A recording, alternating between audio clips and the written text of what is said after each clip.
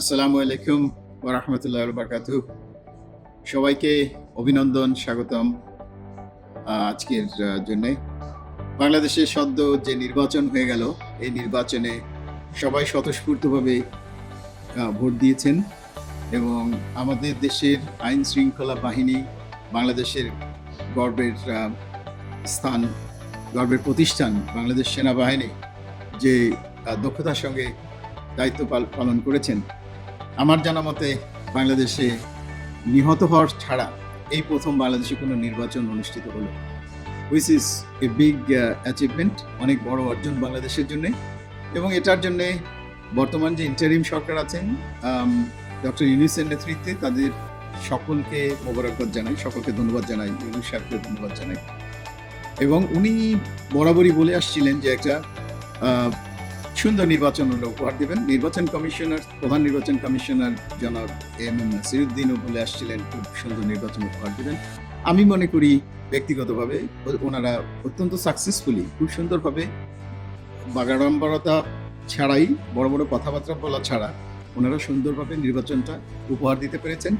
এবং আমাদের সেনাবাহিনী প্রধান জনাব ওয়াকারুজ্জামান এবং বিমান বাহিনী এবং নৌবাহিনী প্রধান দ্বয়ও অত্যন্ত দক্ষতার সঙ্গে সেনাবাহিনীকে পাশে নিয়ে এই নির্বাচন পরিচালনা করেছেন। পুলিশও অনেক ভালো দায়িত্ব পালন করেছে। সব মিলিয়ে আনসার ভিডিপি অনেক ভালো দায়িত্ব পালন করেছে, ভালো গাইডলাইন দিয়েছেন আনসারের ডিজি সাহেব। সব মিলিয়ে আমি যেটা লক্ষ্য করেছি দূর দেশ থেকে, সেটা অত্যন্ত সুন্দরভাবে সবাই কাজ করেছেন। রাজনৈতিক দলগুলো একটু উত্তেজনা ছিল কিছুদিন আগে থেকেই, যে একটা হাইপ বা ভাইব যেটাই বলেন, এক ধরনের উত্তেজনাকর অবস্থা ছিল। বাট নির্বাচনের দিন কিন্তু কোনো ধরনের সহিংসতা বা আমরা দেখিনি। অত্যন্ত সুন্দরভাবে নির্বাচন হয়েছে এবং নির্বাচনের ফলাফল যা হয়েছে সেটা জন্যে বাংলাদেশ জাতীয়তাবাদী দল বিএনপির চেয়ারম্যান এবং বিএনপির প্রত্যেকটি সদস্যকে আমি মোবারকবাদ জানাই এবং শুভেচ্ছা জানাই যে এটা সুন্দর রেজাল্ট হয়েছে। অ্যাট দ্য সেম টাইম আমি জামাত ইসলামের আমির ডক্টর শফিকুর রহমান সহ ওনার দলের সকল নেতাকর্মীকেও শুভেচ্ছা জানাতে চাই, কারণ এ পর্যন্ত ওনারা বাংলাদেশ স্বাধীনতার পরে এই যে রেজাল্ট পেয়েছেন, সেই ধরনের রেজাল্ট ওনারা পাননি। এবং ওনারা মেইন অপোজিশনে বসবেন এবং অপোজিশন লিডার হিসেবে যেই হোক না কেন ওনাদের দল থেকে, তারা প্রচুর সুযোগ সুবিধা পাবেন বাংলাদেশের আইন অনুযায়ী। ক্লার্ক থানায় ঘুরবেন এবং অফিস আদালত সবই পাবেন। এবং ওনাদের দল থেকে বিরোধী দলীয় নেতা হবেন, বিরোধী দলীয় উপনেতা হবেন, বিরোধী দলীয় হুইপরা থাকবেন। So there are lot of positions. এবং সংসদীয় যে স্থায়ী কমিটিগুলো, সেখানটাতেও ওনাদের অবস্থান থাকবে। এবং এবারে দ্বিকক্ষ বিশিষ্ট সংসদ হবে, সেখানেও সিনেটর হিসেবে অনেকেই ওখানে ইয়ে পাবেন, যেহেতু পিআর পদ্ধতিতে সিনেটর মনোনীত হবেন, সেখানে প্রচুর সুযোগ সুবিধা থাকবে। তো আমি মনে করি আমরা যে স্বপ্নটা দেখেছিলাম বাংলাদেশে সবাই মিলেমিশে, একটা বিরোধী দল থাকবে খুবই গঠনমূলক সমালোচনা করার জন্য সরকারের, এবং ভালো করে আমাদের কাজগুলোকে তদারকি করা, মনিটরিং করা, সুন্দর করে সরকারের সমালোচনা করা বা সরকারকে পথ দেখিয়ে দেওয়া। সেটার জন্য আমি মনে করি যে জামাত ইসলামী সহ এনসিপি এবং অন্যান্য বিরোধী দল এবং যারা স্বতন্ত্র সদস্য হয়েছেন, তারাও অনেকে তুখোড় সংসদ সদস্য হিসেবে এবারে দায়িত্ব পালন করবেন বলে আমি বিশ্বাস করি এবং আশা করি। এবং অত্যন্ত আনন্দিত যে সংসদে বেশ কিছু তুখোড় সদস্য, যারা এর আগে অনেক সুন্দরভাবে, অনেক স্বাবলম্বী, অনেক সুন্দর প্রাণবন্ত সংসদ ওনারা উপহার দিয়েছেন, যেমন আন্দালিব রহমান পার্থ, যেমন জোনায়েদ সাকি সাহেব, আমার খুব প্রিয় একজন ব্যক্তি, উনিও ভালো করবেন আশা করছি। Mister Hasnat, young man, but he will do very well. আমি আশা করি যে ওনারা কোনো ধরনের কাদা ছোড়াছুড়ি বা কোনো ধরনের বাজে বক্তব্য, কথাবার্তা না বলে সুন্দর বক্তব্য দিয়ে ওনারা ওনাদের অবস্থানকে সুন্দরভাবে বাংলাদেশের স্বার্থে, বাংলাদেশের মানুষের স্বার্থে ওনারা তুলে ধরবেন। আমি আশা করি এবারের সংসদে যারা গেছেন তারা অত্যন্ত স্বাবলম্বী, সুন্দর এবং একটা চৌকস সংসদ সদস্য। এইখানে দুই ধরনের মিশ্রণ হয়েছে, এক ধরনের সিনিয়র নেতারাও আছেন, আবার আমাদের একদম তরুণ ২৬ বছর বয়সের মাসুদ হান্নান মাসুদ, উনিও আছেন। তো সেই ক্ষেত্রে আমরা আশা করছি একটা সুন্দর প্রাণবন্ত সংসদ এবং একটা সুন্দর সরকার। আমাদের নেতা জনাব তারেক রহমান, ওনার দীর্ঘ অভিজ্ঞতা, অনেকে হয়তো ওনার অভিজ্ঞতা সম্বন্ধে জানেন না, বাট আমি ওনার সঙ্গে কিছুদিন কাজ করার সৌভাগ্য হয়েছিল। সে সুযোগ সুবাদে 97 থেকে 2002 ওনার সঙ্গে অ্যাক্টিভলি আমি কাজ করেছি এবং সেইখান থেকে ওনার সঙ্গে দেখেছি যে উনি কত তীক্ষ্ণ, যে কারণে আমি কয়েকদিন আগে আমার ফেসবুক পেজে একটা পোস্ট দিয়েছিলাম, যে কিছুদিন আগে থেকে দিচ্ছিলাম যে তারেক সাহেব নির্বাচনে অত্যন্ত দক্ষতার সঙ্গে ওনার যে কারিশমা সেটা উনি দেখাবেন এবং সেটা উনি দেখালেন। আমি নির্বাচনের রেজাল্ট আসার পরেও যখন অনেকে বিচলিত, আমি তখনও বিচলিত হইনি, কারণ 2001 সালে যখন উনি অত্যন্ত বিচলিত ছিলেন, প্রথম যখন 18 থেকে 20টা সংসদের রেজাল্ট আসলো তখন অনেকেই বিচলিত ছিলেন। ইভেন তারেক সাহেব নিজেও বিচলিত ছিলেন যে কি হচ্ছে, 20টা সিট বিএনপি দেখা গেল যে অলমোস্ট একটাও পায়নি, এর মধ্যে 18-20টা সিট চলে গেল আওয়ামী লীগের পক্ষে। বাট তারপরে থেকেই যে আসা শুরু হলো বিএনপির পক্ষে, এরপরে থেকে কন্টিনিউসলি 227 না 229 আসন বিএনপি জয়লাভ করলো 2001 সালে।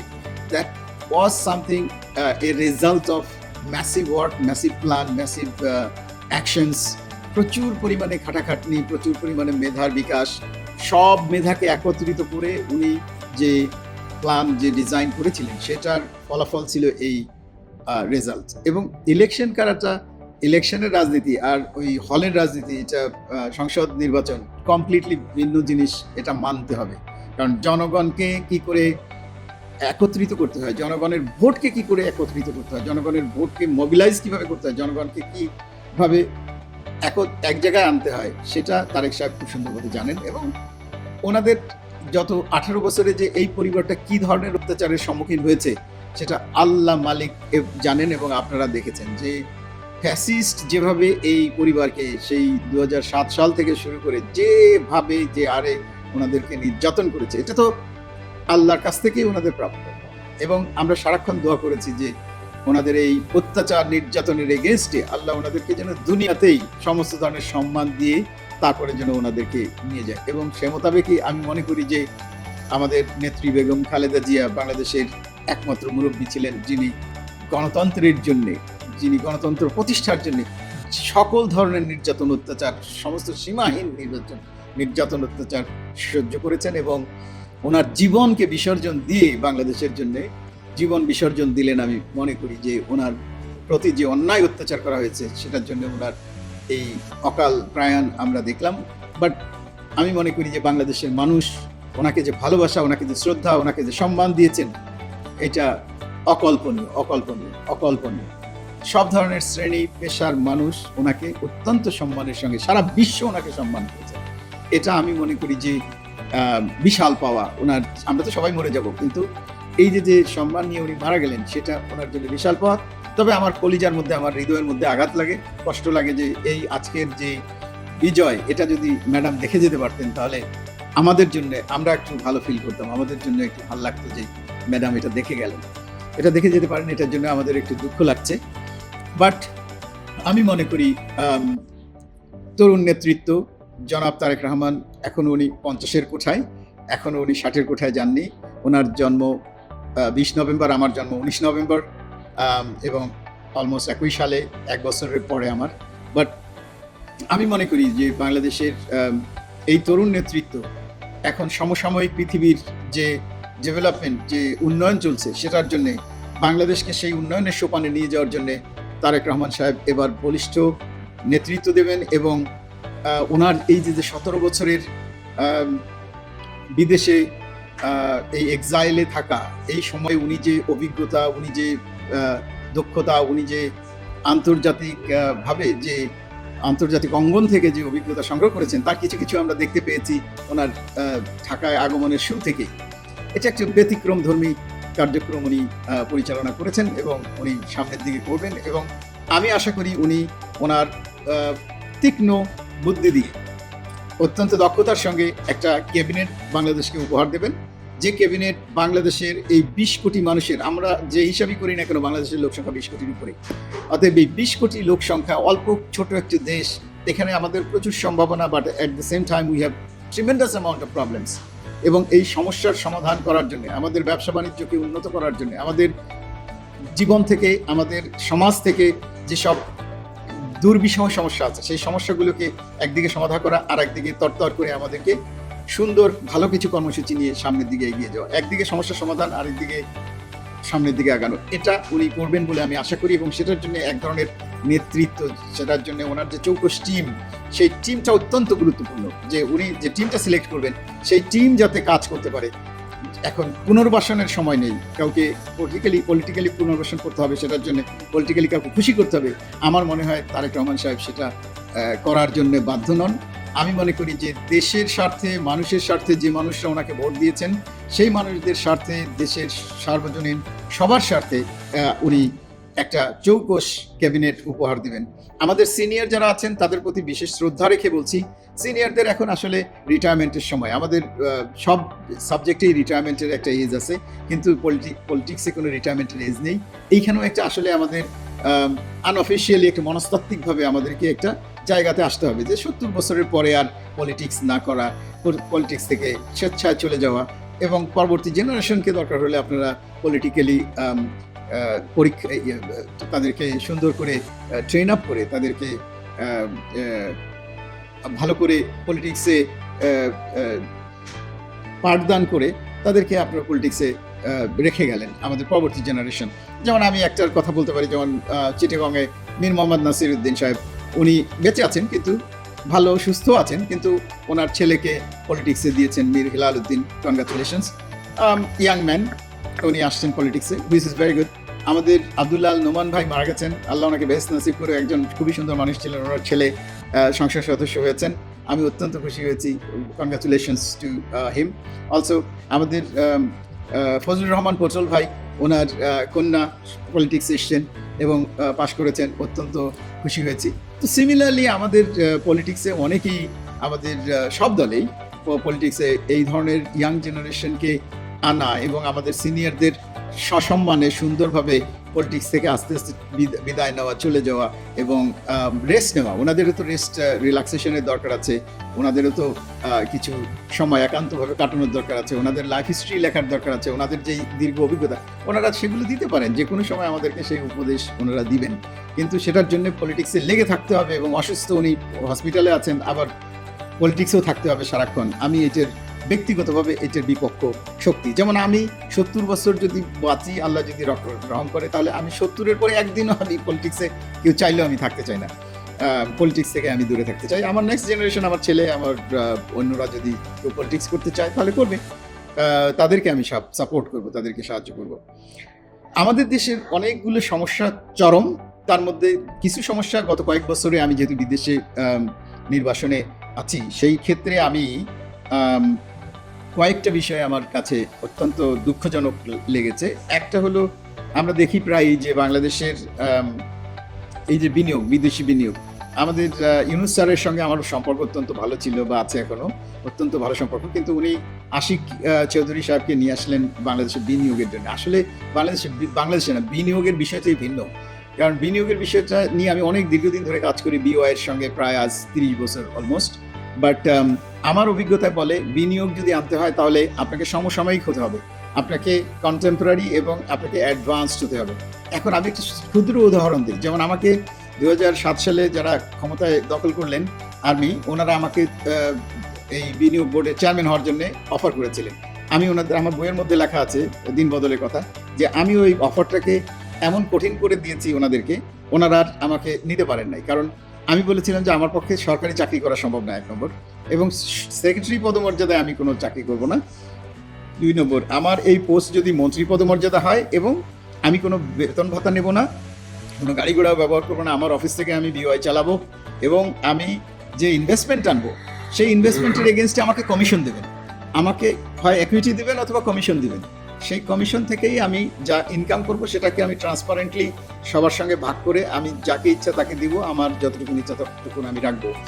আর আমি এই যে বিদেশে যাব, আসবো এবং বিদেশ থেকে লোকজন আসবে, তাদেরকে ট্রিট করব, এই খরচ আমি নিজেই বিয়ার করব, আমার জন্য কিছু করতে হবে না। যেমন এখন এর কারণ হলো, আমি যখন জিজ্ঞেস করলাম যে বিওআই চেয়ারম্যানের, এক্সিকিউটিভ চেয়ারম্যানের ট্রাভেল অ্যালাউন্স কত, তো ওই সময় আমাকে ওনারা বললেন যে $140 পার ডে।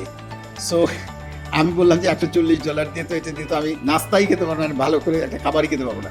তো এখন আমি একজন বিলিয়নিয়ারকে আমি যদি দাওয়াত করি যে ভাই আসো, আমি একটা 3 স্টার হোটেলে উঠলাম বা 4 স্টার হোটেলে উঠলাম, ওইখানে তো বিলিয়নিয়ার আসবে না। অথবা আমি যখন একজন বিলিয়নিয়ারের সঙ্গে দেখা করতে যাব, তখন আমাকে পর্যাপ্ত সুন্দর উপঢৌকন তার জন্য নিয়ে যেতে হবে, এবং তার সঙ্গে কথা বলার জন্য আমাকে একটা জায়গায় যদি তাকে আমি দাওয়াত দিই, তাহলে আমার পকেটে অ্যাটলিস্ট $2-5,000 থাকতে হবে, যেখানে আমার ওনাকে ট্রিটমেন্ট করতে গেলে ওই ধরনেরই খরচা করতে হবে। এখন আপনি ইনভেস্টমেন্ট চাইবেন বিলিয়ন্স অফ ডলার, বাট আপনি অ্যাট দ্য সেম টাইম খরচ করবেন না। আপনি অ্যাট দ্য সেম টাইম ওই লোককে আসতে বলবেন, ওই ইনভেস্টরকে আসতে বলবেন একটা 4 স্টার হোটেলে পচা ধচা, সেটাতে ইনভেস্টমেন্ট আসবে না। আপনি একটা কাগজ ডকুমেন্ট দিতে পারবেন, কিন্তু ওই ডকুমেন্ট পড়ার মতো সময় ইনভেস্টরদের নেই। আপনাকে এটা 1-to-1 কথা বলতে হবে, আপনাকে যোগাযোগ করতে হবে। The handshake makes a lot of sense, the eye contact makes a lot of sense, and the confidence level makes a lot of sense also. এই ইনভেস্টমেন্ট নিয়ে আমি গত 15 বছর আল্লাহর রহমতে কাজ করছি, এবং বিলিয়ন্স অফ ডলারের ইনভেস্টমেন্ট বিভিন্ন দেশে চ্যানেল আপ করেছি। বাংলাদেশে আনফর্চুনেটলি ইনভেস্টমেন্ট করতে পারিনি, বিকজ অফ আমি বাংলাদেশে নেই। এবং আমি কয়েকদিন আগে ফেসবুকে যে পোস্টটা দিয়েছি গত 3 দিন আগে, সরকারের যে জাতীয়তাবাদী এবং প্রগতিশীল শক্তি যদি ক্ষমতায় আসে, তাহলে আগামী 5 বছরে আমার ব্যক্তিগত উদ্যোগে, আমার কোম্পানির উদ্যোগে আমি সারা বিশ্বের 300 জন ইনভেস্টরের ফান্ডকে আমরা মনিটরিং করি এবং হ্যান্ডেল করি, এবং আমরা তাদের সাপোর্ট করি finding possible big and lowest hanging good quality project দেওয়ার জন্য। তারা যেসব গুড কোয়ালিটি প্রজেক্ট আমরা তাদেরকে রেকমেন্ড করি, সেই প্রজেক্টগুলোতে ওনারা ইনভেস্টমেন্ট করেন। তো বাংলাদেশে আমি আশা করি আগামী 5 বছরে আমরা ভালো কিছু প্রজেক্ট প্রাইভেট সেক্টরে হতে পারে, সরকারি সেক্টরে হতে পারে, সেখানে আমরা প্রতি বছরে অ্যাটলিস্ট $20 বিলিয়ন একটা ইনভেস্টমেন্ট আমরা আনার জন্য চেষ্টা করব। আমরা একটা টার্গেট ধরি 20 বিলিয়ন, সেখানে 5 বিলিয়নও যদি আসে, বিলিয়নের ঘরে থাকতে হবে। গত বছর 2025-এ আশিক চৌধুরী ইনভেস্টমেন্ট এনেছেন $339 মিলিয়ন। 339 মিলিয়ন কাউকে কিছু করতে হবে না। বাংলাদেশে এমনিতেই 339 মিলিয়ন তো দূরের কথা, 540 মিলিয়ন আসবে এমনিতে, কাউকে কিছু করতে হবে না, কোনো কর্মসূচি ছাড়াই, কোনো টাকা পয়সা খরচা ছাড়াই, কোনো কিছু ছাড়া এমনিতেই আসবে। কিন্তু আমরা we are talking about billions. এবং আমি আশা করি, আমি বিশ্বাস করি সরকারের সহায়তা থাকলে এবং সরকারের ইন্সপিরেশন, আমি যেটাকে সবসময় বলি যে I don't need a favour. আমি কারো কাছ থেকে ফেভার নেওয়ার জন্য আমি জন্মাইনি। আমার ডিসফেভার করেন না, আমাকে আটকায়েন না, আমার পায়ে দড়ি দিয়েন না, আমার রাস্তা বন্ধ করেন না। আমার যদি কোনো ভুল ভ্রান্তি থাকে আমাকে দেখায় দেন, বলে দেন, আমি সেটা শুধরাই নেব, কিন্তু আমাকে আমার দরজা বন্ধ করেন না। আমি উন্নয়নের জন্য কাজ করতে চাই। আমি বাংলাদেশের উন্নয়নের জন্য এ পর্যন্ত যা করেছি, গ্রুপ 4-কে নিয়ে এসেছি, G4S বাংলাদেশে আজকে প্রতিষ্ঠিত কোম্পানি, অলমোস্ট লাখখানেক লোক কাজ করে দেশে বিদেশে মিলিয়ে, সেটা আমার আনা কোম্পানিতে। আমি হার্টস নিয়ে এসেছিলাম বাংলাদেশে, যখন গাড়ি ভাড়া বলতে কি বোঝায় সেটা জানতো না লোকগুলো। I brought hearts back in 1996-97। আমি বাংলাদেশে প্রথম হেলিকপ্টার প্রাইভেট সেক্টরে চালু করেছিলাম। আমি বাংলাদেশের প্রথম চিংড়ি মাছের পোনা প্লেনে উঠতে পারে, এটা আমার ধারণা। আপনি এখন কক্সবাজারের এমপি সাহেব সালাউদ্দিন, কক্সবাজারের এমপি সাহেব কাজল, এদেরকে জিজ্ঞেস করেন, ওনারা সবাই জানে। আলমগীর মোহাম্মদ মাহফুজুল্লাহ ফরিদ, ওনারা সবাই জানেন যে এই বিজনেসটা বাংলাদেশে আমি প্রথম আমার মাথা থেকে বের করে এটা আমি শুরু করেছিলাম, তার আগে কেউ শুরু করেনি।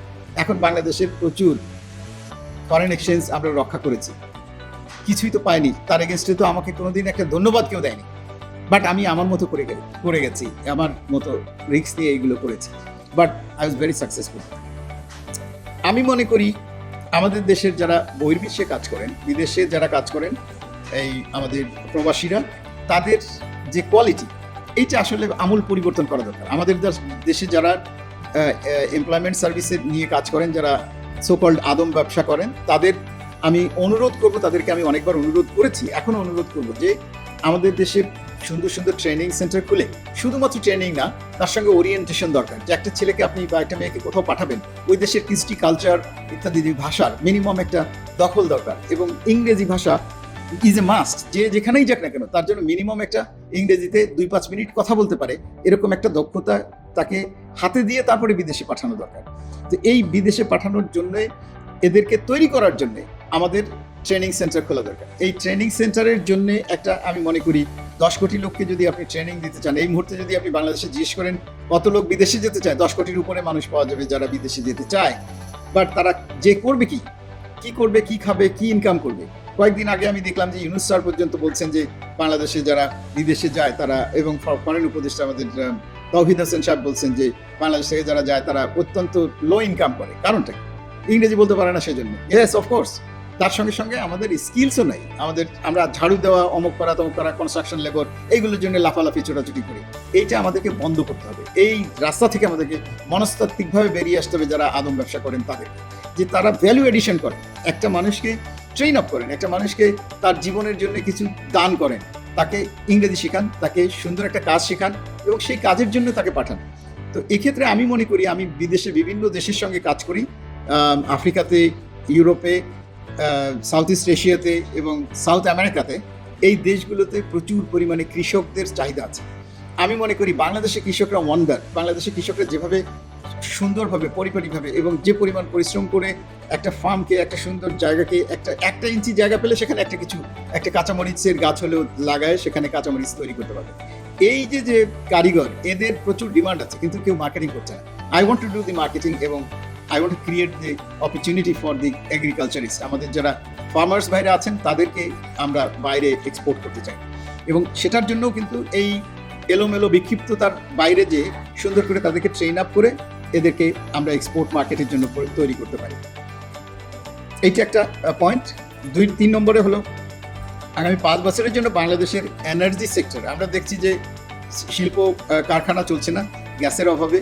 শিল্প কারখানার জন্য বিভিন্ন ব্যবসায়ীরা শিল্প চালাতে পারছেন না, তারা বিভিন্ন ধরনের সমস্যার সম্মুখীন হচ্ছেন, যে এলএনজি নাই, এলপিজি নাই, এটা নাই। কয়েকদিন আগে গেল এলপিজি নাই বাজারে, এলপিজির অভাবে রান্নাবান্না হচ্ছে না।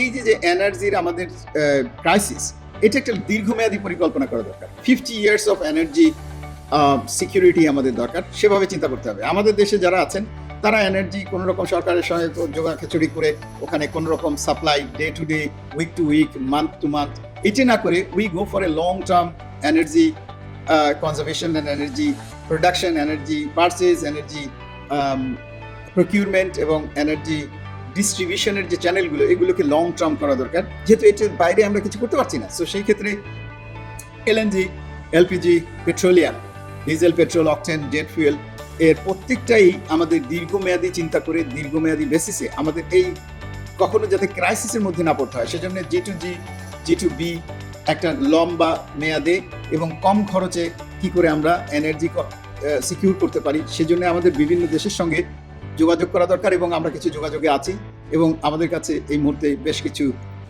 এনার্জি সোর্সেস আছে যেগুলো দিয়ে আমরা লং টার্মের জন্য বাংলাদেশের এনার্জি সিকিউরিটিটা প্রোভাইড করতে পারবো। 20-30 বছরের জন্য যা লাগে 3 থেকে 5 trillion, 10 trillion cubic feet of gas and 2-3-4 million ব্যারেলস of oil, petroleum and LPG, এগুলো সিকিউর করা সম্ভব, and with a very discounted price and conditions and terms favourable.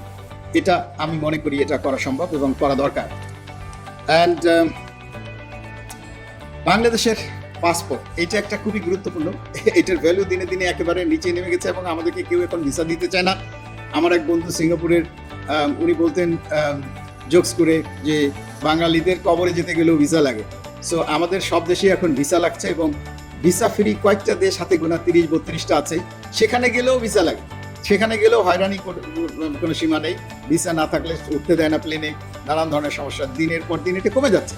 আমি এটা নিয়ে অনেক কথা বলেছি, অনেকবার অনেককেই বলেছি, রিকোয়েস্ট করেছি, even foreign minister, former foreign adviser, present, ওনাদের উদ্দেশ্যেও বলেছি, কিন্তু কোনো কেউ কাজ হয় না। আমি মনে করি তারেক রহমান সাহেব একজন স্পেশাল এনভয় নিয়োগ দিবেন, যার কাজই হবে এই বায়োলেটারাল এগ্রিমেন্টগুলোকে পারসিউ করা, এবং একটা টার্গেট দিয়ে দিবেন যে আপনার কাজ হলো প্রত্যেক বছরে আমাদেরকে 30টা, 40টা বা 50টা দেশের সঙ্গে বায়োলেটারাল ভিসা ফ্রি অ্যাক্সেসিবিলিটি দেওয়া, অ্যাক্সেসিবিলিটি পাওয়া। আমরা তো সারা বিশ্বকে দিয়ে রেখেছি, বাংলাদেশে যাওয়ার জন্য তো কারোর ভিসা লাগে না, সামান্য কয়েকটা দেশের ভিসা লাগে, আর বাকি সবগুলো দেশে ভিসা ফ্রি বাংলাদেশে যেতে পারে, ভিসা অন অ্যারাইভাল। বাট আমাদেরকে তো কেউ দিচ্ছে না, আমরা একতরফাভাবে সবাইকে দিচ্ছি, কিন্তু আমরা নিতে পারছি না, কারণ আমাদের কোনো অ্যাম্বাসেডরের মধ্যে এটা নিয়ে কোনো ধরনের উদ্যোগ, উৎকণ্ঠা, কোনো ধরনের চিন্তা, চেতনা, ভাবনা কিছুই আমি দেখিনি। unfortunately, with all due respect on some of the ambassadors, but most of the current ambassadors যারা আছেন তারা আমার উপরে রাগ করতে পারেন, বাট এটা বাস্তবতা যে ওনাদের কোনো আগ্রহ এটার উপরে নেই। ওনারা শুধু আছেন দাওয়াতপত্র, গাড়ি ঘোড়া, বাসা বাড়ি, বাচ্চা কাচ্চা, বিদেশে পড়াবেন, এটা ওটা, এগুলো নিয়ে আছেন। একটা ধরনের কারোর দেশের স্বার্থে কোনো কাজ করার কোনো আগ্রহ আমি দেখিনি অন্তত। রিসেন্টলি আমি দেখিনি। আমি এক তার নাম বলতে পারবো অনেকগুলো, কিন্তু আমি কাউকে সিঙ্গেল আউট করতে চাই না। আমি এটার জন্য বারে বারে বিনীত অনুরোধ করবো তারেক রহমান সাহেবকে যে আপনি একজন বলিষ্ঠ নেতা, এবং আমি মনে করি যে আপনি একজন খুবই দক্ষ মন্ত্রী, প্রতিমন্ত্রী, এবং সঙ্গে 3-4 জন ফরেন উপদেষ্টা নিয়োগ দিবেন বা স্পেশাল এনভয় নিয়োগ দিবেন, যারা আপনার কাছে অথবা আপনার মনোনীত কারো কাছে রিপোর্ট করবে। এবং স্পেশাল 2-3টা বিষয়, একটা হলো যে আমাদের বায়োলেটারাল এই কান্ট্রিগুলোতে 100টা দেশে আমরা কি করে ভিসা ফ্রি এন্ট্রি পেতে পারি। কেউ যদি না পারে তাহলে আমি হায়দারুজ্জামান রিস্ক নিয়ে বলছি, এবং এই ব্যাপারে যদি আমার ব্যর্থতা থাকে, আমি যদি 100টা দেশ 5 বছরে আপনাকে ভিসা ফ্রি এন্ট্রি না দিতে পারি, তাহলে আমাকে যেখানে ইচ্ছা সেখানে আপনারা জনতার সামনে ফাঁসি দিয়ে দিতে পারেন। আমি আমার দায়িত্ব নিয়ে বলছি। তার সঙ্গে আরেকজন হবে special envoy for commerce, foreign মিনিস্ট্রিতেই উনি থাকবেন, কিন্তু আমাদের বিভিন্ন দেশে কমার্স উইং আছে, কিন্তু তাদের কোনো কাজ নেই। তারা কয় টাকা ব্যবসা করলো, তারা কতগুলো এক্সপোর্ট করলো, কতটুকু ইনক্রিজ করলো বাণিজ্য, কি আইটেম বিক্রি করলো, কয়টা সেমিনারে সামিটে অ্যাটেন্ড করলো, তার কোনো ধরনের কোনো রেকর্ড পর্চা, কোনো ধরনের মনিটরিং কিছু নেই। এদেরকে হিসাবে আনতে হবে, আমাদেরকে হিসাব কষাইতে হবে, এবং এই ভদ্রলোকই পারবেন বা এই ভদ্র মহিলা পারবেন যাকে আপনি দায়িত্ব দেবেন সে। এটা হলো 2 নম্বর। 3 নম্বরে হলো আমাদের পলিটিক্যালি অনেকের সঙ্গে সম্পর্ক অত্যন্ত খারাপ। বাংলাদেশের নাম শুনলেই ওরা খেপে যায়। এদের সঙ্গে আমাদের এই সম্পর্কগুলো মসৃণ করতে হবে। আমাদের ইন্ডিয়া, পাকিস্তান, এগুলো চায়না নিয়ে বসে থাকলে হবে না, আমেরিকা নিয়ে বসে থাকলে হবে না। দেয়ার আর মেনি কান্ট্রিজ, এবং সেইখানে আমাদের অল্টারনেটিভ মার্কেট খোঁজা দরকার। যেমন আমাদের টেক্সটাইল, গার্মেন্টস, এখন আফ্রিকাতে এত পরিমাণ লোক, প্রায় আমার মনে হয় ওখানে লোকের সংখ্যা কত বিলিয়ন্সের, 1 বিলিয়নের মতো লোক। এই লোকের সংখ্যা তো প্রচুর পরিমাণে কাপড় লাগে। আমাদের ইস্ট ইউরোপে, স্পেশালি নর্থ এবং ইস্ট ইউরোপে প্রচুর কাপড় চোপড় লাগে। আমরা গার্মেন্টসের জন্য একটা দেশের উপরে নির্ভরশীল না হয়ে এবার ডাইভার্সিফাই করি। আমাদের যে প্রোডাক্ট আছে প্রচুর পরিমাণে, এই প্রোডাক্টের বিভিন্ন জায়গাতে ডিমান্ড আছে। আমাদের সমস্যার পর্যন্ত ডিমান্ড এখন সারা বিশ্বে। আপনারা প্রাণকে দেখেন, প্রাণ কোথায় কোথায় এক্সপোর্ট করছে সেটা দেখেন। এরকম 10টা প্রাণ সব জায়গায় ছড়ায় পড়ুক, অসুবিধা কোথায়? ওয়ালটনের মতো 10টা ওয়ালটন ছড়িয়ে পড়ুক, কোনো সমস্যা নেই। এবং সেটার জন্য আমাদের এই ফরেন অ্যাফেয়ার্সের একজন special envoy, whose job will be to look for new market. এটা আমাদের অন্য এই অ্যাম্বাসেডর সাহেবরা করবেন না। আমাদের ওনাদের দক্ষতা নেই, যোগ্যতা নেই, জানাশোনা নেই ওনাদের, এবং কোনো উদ্যোগও নেই। ওনারা জানেনও না কীভাবে করতে হয়। So but the person that you nominate should be a businessman or a businesswoman that will know, এবং যার ইন্ডিপেন্ডেন্টলি ট্রাভেল করার মতো এবং কথা বলার মতো, মানুষের সঙ্গে মিশে এই ব্যবসাকে নিয়ে আসার মতো দক্ষতা আছে। আমি মনে করি তো আমাদের মুশফিকুল ফজল আনসারি একজন সাংবাদিক, কিন্তু আমি গত 1 বছরে খেয়াল করলাম যে what he has done, he tried to start a lot of business বিভিন্ন দেশের সঙ্গে। তার যে accredited countries-গুলো আছে, মেক্সিকো সহ, সেই দেশগুলোর সঙ্গে সে ব্যবসা করার চেষ্টা করেছে, which is fantastic. I really appreciate that. যে ওনার দক্ষতা নেই, যোগ্যতা নেই, বাট তারপরে চেষ্টার কোনো ত্রুটি নেই, উনি চেষ্টা করেছেন। I believe it will give some results. But যার দক্ষতা আছে, যোগ্যতা আছে, কানেকশনস আছে, তাকে যদি দায়িত্ব দেন তাহলে রেজাল্ট আসতে বাধ্য, আমি মনে করি। তো এটা প্রাইভেট সেক্টর থেকে এই লোকজনগুলোকে আমার মনে হয় ইনডাক্ট করা দরকার এবং দায়িত্ব দেওয়া দরকার। এবং আমাদের যে অ্যাম্বাসিগুলো আছে বিভিন্ন জায়গাতে, এনাদের পিছনে প্রচুর পরিমাণে হাতির মতো খরচ। এই খরচের কারণটা কি? এই খরচের পিছনে আমরা পাচ্ছি কি? হোয়াট উই আর অ্যাচিভিং, আমরা কি অ্যাচিভ করছি, আমরা কি রেজাল্ট পাচ্ছি, এটা monitoring is very very important. So one of the special envoy should also be nominated for the accountability of all the embassies missions in every countries যেটা বাংলাদেশের আছে। এবং এটা আমাদের মন্ত্রী সাহেবরা ব্যস্ত হয়ে যাবেন পলিটিক্যাল কাজে, পলিটিক্যালি ঘোরাঘুরি, এবং বায়োলেটারাল শুধু না, মাল্টিল্যাটারাল অনেক অনুষ্ঠান আদি থাকে, সেইগুলোতে অ্যাটেন্ড করতে করতে ওনাদের বছর শেষ হয়ে যায়, যে কারণে আমাদের কোনো কাজ হয় না। আমাদের দেশের মতো একটা দেশ, আমাদের ব্যবসায়ী আমাদের মুখ্য উদ্দেশ্য হওয়া উচিত। ফরেন পলিসিতে আমাদের business should be our first priority, and then rest of the bilateral বলেন, মাল্টিল্যাটারাল বলেন, and all the other political issues আমরা কীভাবে সিকিউরিটি বলেন, যাই বলেন, সবগুলো ইজ দেয়ার আফটার। এই জিনিসগুলোকে আমি সামনের দিকে আগায় নিতে চাই এবং আমি আশা করি আমাদের দেশের মানুষও এই জিনিসগুলোকে চায় যে আমাদের যারা প্রবাসী আছেন এখন মরে গেলে দেখা যায় যে আমরা চাঁদা তুলে তাদেরকে দেশে পাঠানোর চেষ্টা করছি, এইটার অবসান হওয়া দরকার। এটা আমরা বক্তৃতা শুনতে শুনতে অস্থির হয়ে গেছি। এইটার এগেনস্টেও কিন্তু আমাদের একজন স্পেশাল অ্যাডভাইজার বা স্পেশাল এনভয় থাকা দরকার under the prime minister, that should monitor যে কোথায় কী হচ্ছে সারা বিশ্বে। এই প্রবাসীরা যে টাকা পয়সা পাঠাচ্ছে সেটার উপরেই দেশ এখন বেঁচে আছে এই নেমে, সেটার প্রবাসীদেরকে তাদের সুরক্ষা দেওয়া, তাদেরকে সাপোর্ট করা, শুধুমাত্র যে তারা মরে গেলে তাদের লাশ নেওয়া, that's the last thing before they die. তাদের যাতে শরীর সুস্থ থাকে, কেউ অসুস্থ হলে তার টেক কেয়ার করা, এমবেসি থেকে যে তাকে দেখা, তাকে সাপোর্ট দেওয়া। অ্যান্ড দেন আমাদের যারা বেকার আছে তাদেরকে কি করে জব দেওয়া যায়, যারা জেলে আছে তাদেরকে কি করে ছাড়ানো যায়, যারা ওখানে অপরাধ করছে তাদেরকে কাউন্সিলিং করে কি করে অপরাধ কমানো যায়।